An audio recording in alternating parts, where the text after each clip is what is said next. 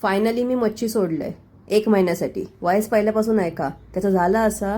बुधवारी माका स्वप्नात पण वाटलेलं नाही की गटारे दिवशी माका वेज जेवण जेवचं लागतला. तब्येत माझी 4 दिवसापासूनच बरी नाही, त्यामुळे रविवारी जी मच्छी आम्ही खाल्लो तीच आमची गटारी झाली. आता तब्येतीमुळे माझं चेहरा सुकलं म्हणून काय झाला, पण बांगडे मात्र सनसनीत घेतलंय. बांगडे मोठे होते लय. 100 रुपयाचं एक बांगडो, एका वाट्यात 2च बांगडे होते. मग 150 फायनल केलं. मच्छीवाली आता आमची ओळखीची झाली आहे, त्यामुळे ती मासे व्यवस्थित देतात साफ बीफ करून.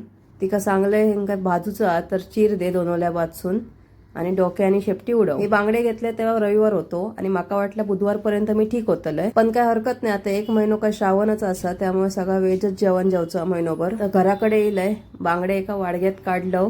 मोठे बांगडे होते, त्याच्यात गाबोळी पण होती. बांगड्यांका मीठ लावलं आणि 10 मिनिटं ठेवून दिलं.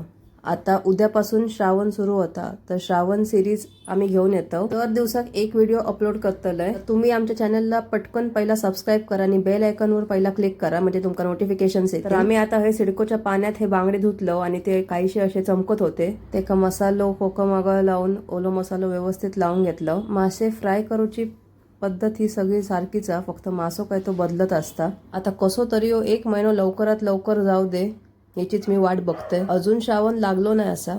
आज अमावस्या, उद्यापासून लागतलो. तर मी आपल्या मनाची तयारी करून ठेवले तशी बऱ्यापैकी. महिनोभर आता चॅनलचे व्हिडिओज बघूचे असत रिवाइंड करून करून. तसं बुधवारी आमचा प्लॅन होतो की मच्छी मार्केटमध्ये व्लॉग बनवचो, पण तब्येतीमुळे त्या शक्य काय झाला नाही. त्यामुळे आता श्रावण सोडल्यावरच काय आता व्लॉग वगैरे बनवतलो. श्रावण सिरीज सुरू करतो तर आमच्या एका सबस्क्रायबरने भरपूर रेसिपीज आमका सांगितलेले असत.